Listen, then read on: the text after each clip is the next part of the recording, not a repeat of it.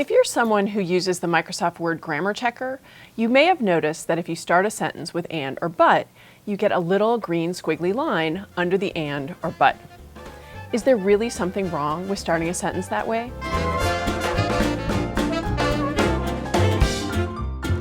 When I ask students about the rules that they've learned in high school about how to write well, they will almost always tell me that they learned do not start a sentence with and or but. And I feel quite sure that this was drilled into me when I was in grade school as well. The fact is that if you look in any reputable style guide, you're not going to find this rule. It is in fact a myth, or as H.W. Fowler called it, a superstition. If it's addressed in a style guide, what they say is, this is a myth that is circulated by English teachers and that people seem to feel very strongly is something they should not do.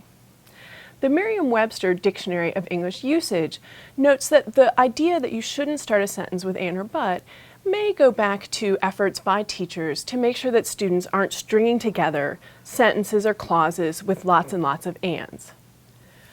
The Microsoft Word Grammar Checker will tell you it's an issue of formality, that if you want to write in very formal prose, don't start a sentence with and or but.